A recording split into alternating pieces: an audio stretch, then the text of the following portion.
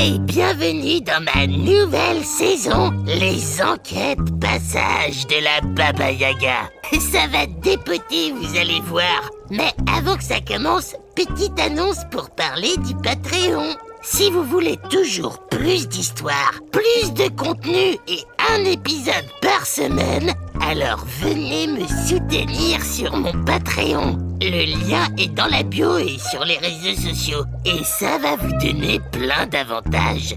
Voilà, c'est tout ce que j'avais à dire. Et maintenant, place à l'épisode et place à l'aventure.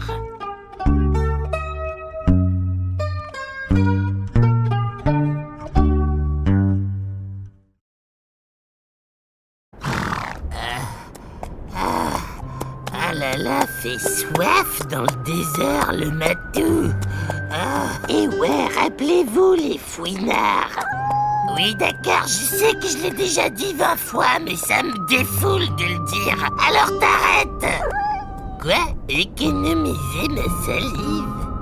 Économiser ma salive? Eh ben, toi, t'as qu'à économiser ta schmouterie d'abord. Vilain merle!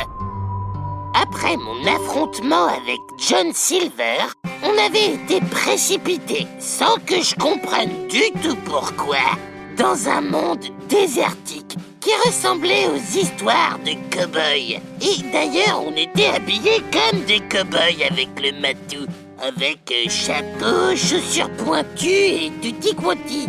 Et on avait hérité, je sais pas trop pourquoi, d'un canasson lent comme un escargot en vacances. Ouais, bah c'est pas de ma faute si Cocotte elle va à 2 à l'heure et j'y peux rien moi. Bref, on se retrouve après notre générique. Même si on s'est vachement éloigné de nos enquêtes là, mais c'est ça l'aventure, on sait jamais où qu'on va terminer. Allez, go! Les enquêtes passages de la Baba Yaga. Une saison pleine de rebondissements pour aller jusqu'au bout du mystère. Épisode 10. Loin à l'ouest. Après un voyage interminable dans le désert sur ce cheval avec un dos aussi dur qu'un toit de tôle, on a enfin fini par arriver en bordure de la ville qu'on voyait déjà depuis longtemps à l'horizon. Eh ben, c'est pas trop tôt là. Et à l'entrée de cette bourgade perdue au milieu du désert, il y avait un panneau décrépit et qui pendouillait au bout d'un clou. Et dessus, il y avait marqué Silver Town. Ouais, c'est poussiéreux, mais c'est ça qui a marqué. Et toujours sur le dos de Cocotte, on s'est enfoncé dans cette ville lugubre. Mais ils sont où tout le monde là? Moi j'ai faim, j'ai soif, et puis je sais pas que je suis là. Mais quoi? Quoi le matou, quoi? Où est-ce que tu veux que je regarde? Qu'est-ce qu'il y a?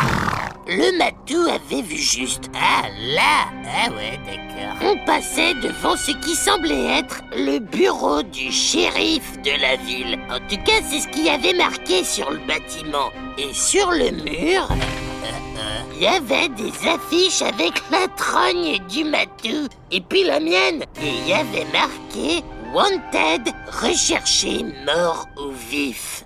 Le matou. Je trouve qu'ils ont plutôt bien réussi à t'étirer le portrait. Ton air là d'ahuri, c'est assez bien retranscrit, enfin moi je trouve, hein. On est descendu de cheval et j'ai arraché l'affiche avec ma bobine. Ouais, par contre, moi c'est complètement raté. Dans quel monde j'ai un pif comme ça là? N'importe quoi. Bon, voyons, il y a marqué Baba Yaga, recherché morte ou vive, patati patata. Individu très dangereux. Récompense des 5000 $ pour sa capture. J'ai une grosse prime. T'as vu ça, le matou? Je suis un gros poisson, moi. Je suis un gros bonnet, comme on dit. Toi, t'as combien? T'as 3 cacahuètes? Hein? Quoi?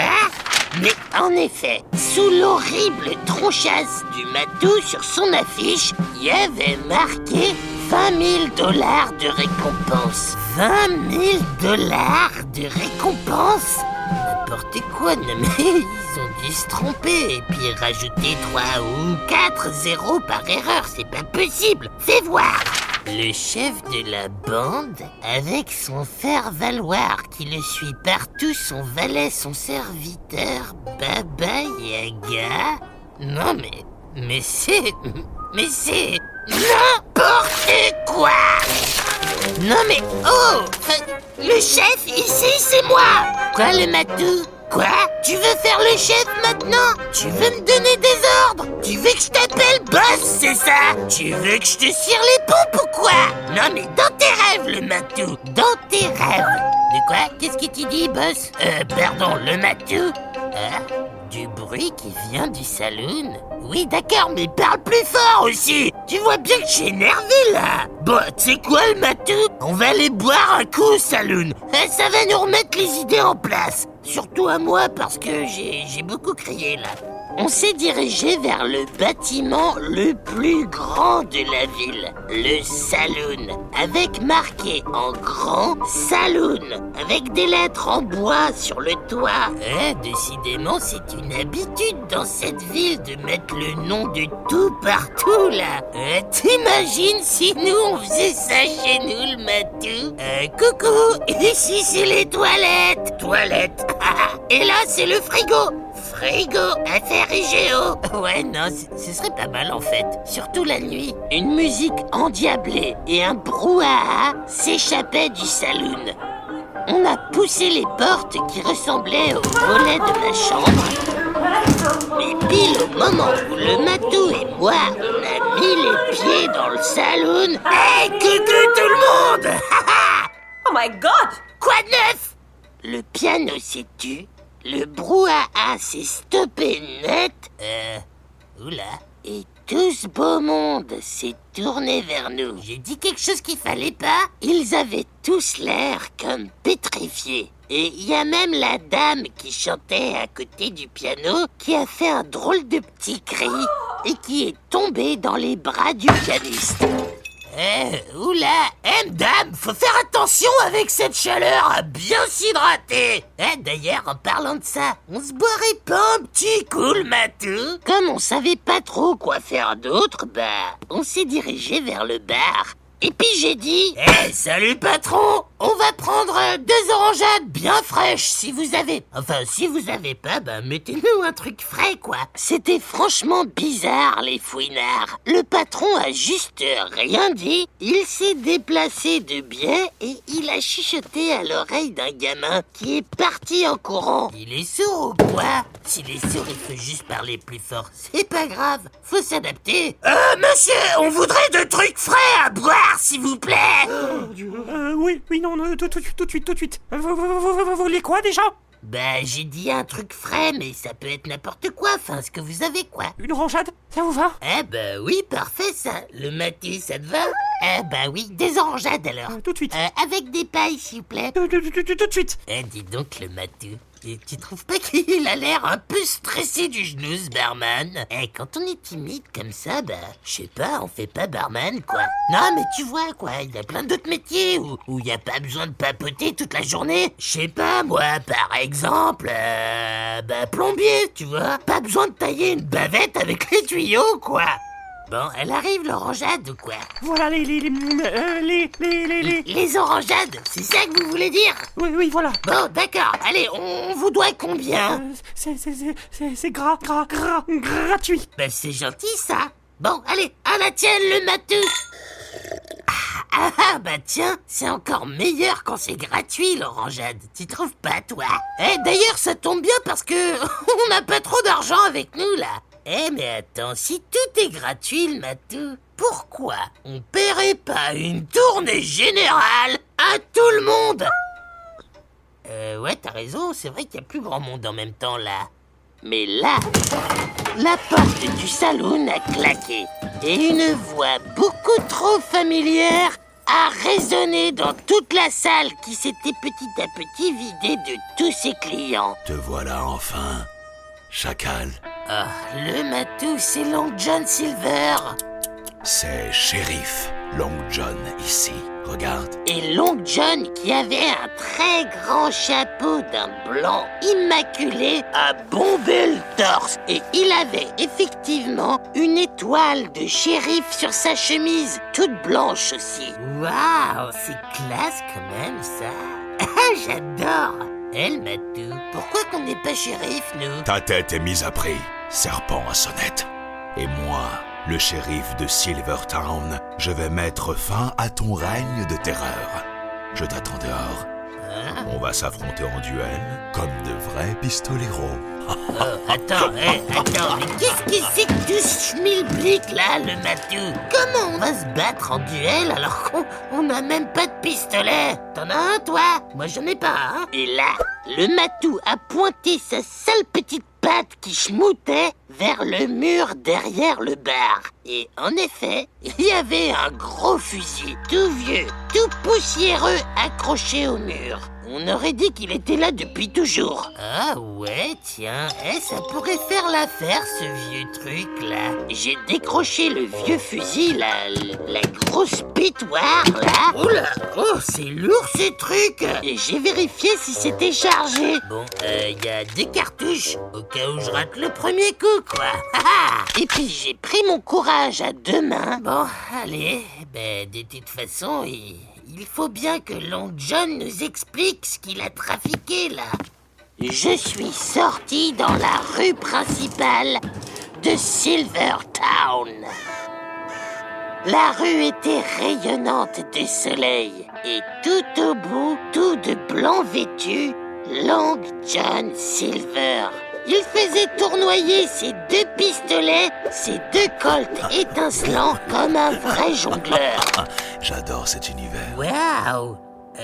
Oula, mais moi j'ai l'air d'une plouque avec mon fusil moisi, là. Long John! Y a pas moyen que tu m'enfiles un des tiens de pistolet? Ce serait plus juste, quoi, non, le matou? Baba Yaga! Te voilà enfin. Enfin, je veux dire, tu me le prêtes et moi, je te le rends après notre truc, là, après notre duel. J'attendais ce moment avec impatience. Non, parce que là, moi, j'ai peur de me salir avec ce fusil tout crasseux, là. Ça va me péter dans les doigts, ce machin. Tu ne te demandes pas ce que tu fais dans cet univers si éloigné du tien, Baba Yaga? Ouais, c'était ma question suivante. Mais d'abord, pour le pistolet, y a moyen d'y croire ou pas? Tout était prévu depuis le début. Depuis que j'ai réussi à m'échapper de l'île au trésor et de mon univers de pirate grâce à la porte que tu as mal refermée. Toujours aussi maladroite, n'est-ce pas, Baba Yaga? Je sais pas si je dirais maladroite, il exagère, enfin, c'est plutôt que moi, je suis pas matérialiste, quoi. Tu vois, Long John? En fait, moi, je m'attache pas trop à la valeur des objets, quoi. Je t'ai attiré dans ma toile d'araignée. Tu es tombé dans mon piège. La pierre des damnés va me permettre d'acquérir ton pouvoir de contrôler et de changer les histoires. Mais pour cela, la pierre a été très claire. Je dois te vaincre par 3 fois, dans 3 univers différents. Et si j'y arrive, je serai Baba Yaga à la place de la Baba Yaga. Mais il est zinzin, lui, là. T'es zinzin ou quoi, Long John? J'aurai enfin tous tes pouvoirs et beaucoup de choses vont changer. Ok, tu l'auras voulu. Il commence à me plaire, celui-là, avec ses discours de conquête des mondes, je sais pas quoi. Il est l'heure de lui filer une bonne leçon. Hein, le matou? Prépare-toi à affronter ma colère. Et puis celle du matou. Et celle de la grosse pétoire aussi. Y a pas de raison. Allez. C'est ce qu'on verra. En attendant, tiens-toi prêt pour notre premier affrontement. Shérif contre Desperado à l'ancienne. Long John Silver a sorti un mouchoir tout blanc de la poche de sa chemise blanche et il l'a agité vers moi. Regarde, je vais jeter ce bout de tissu dans les airs, Baba Yaga. Et au moment où il touchera le sol, on sera autorisé à tirer. Que le meilleur gagne, vieille sorcière. Ouais, c'est ça, ouais. Tu rigoleras moins avec un coup de pétoire dans le nez. C'est parti! Long John a jeté son mouchoir blanc haut dans les airs. Je l'ai suivi des yeux.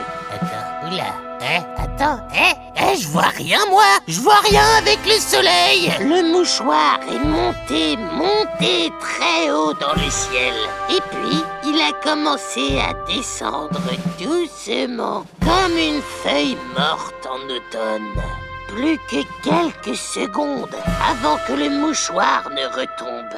Focus, Baba Yaga, focus. Mais là, avant que le mouchoir ne touche le sol, tout est devenu noir. Je n'ai jamais dit que j'allais jouer dans les règles, sorcière. Long John, le traître, avait tiré. 1-0 pour moi, Baba Yaga. On se voit dans le prochain univers. Et là, les fouinards, c'était comme si je faisais une grande chute en arrière. Un peu comme au moment où on s'endort, mais qu'on se réveille juste avant de sombrer. Et puis, ça a été le trou noir. Et quand j'ai enfin pu rouvrir les yeux... Oula! J'étais dans une grande plaine, avec des montagnes éblouissantes à l'horizon. Bon sang, mais qu'est-ce qu'on fiche là? Et je vous le donne en mille, j'étais encore sur un cheval. Cocotte? C'est encore toi?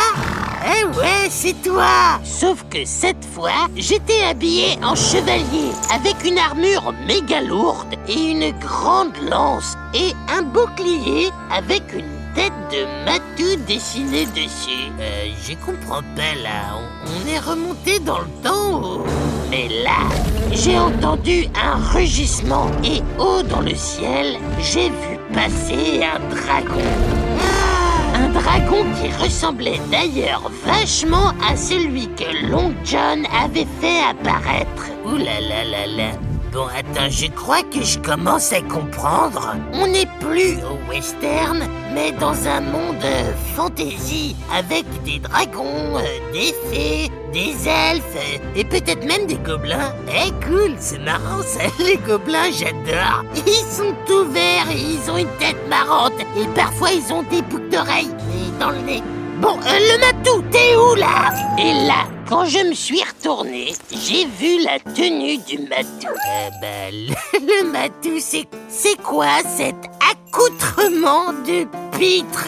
Il était habillé avec un chapeau de fou du roi, avec des petits grelots. Il était tout de rouge et de jaune vêtu, et il avait même des grelots plus petits au bout de ses chaussures pointues. Le matou, t'es un guignol ou quoi là? Avec tes grelots, gling gling, gling gling gling, gling gling gling. Ah non mais je te jure, t'es comique là. Bon, au moins, dans ce monde-là, les choses sont à leur place. Moi, je suis chevalier, et toi, tu es mon bouffon. Un bouffon qui schmoute même. J'allais sûrement devoir encore affronter Long John dans ce nouveau monde, les fouinards. Mais on verra ça au prochain épisode, parce que ça fait quand même beaucoup d'un coup, là. Il va falloir que je sois plus rusé que lui cette fois. Et je me suis quand même bien fait rouler dans le pâté de la farine, là, avec ce duel piégé. Donc, n'hésitez pas à me dire si vous avez des suggestions, les fouinards. Et d'ici là, restez sur vos gardes et méfiez-vous des cow-boys blancs, surtout quand leurs pistolets sont aussi brillants. Ça cache quelque chose. Bon, attends le matou là, stop. Par contre, tu vas arrêter avec tes grelots, parce que moi, ça me fait une tête grosse comme ça là. Oh, la barbe.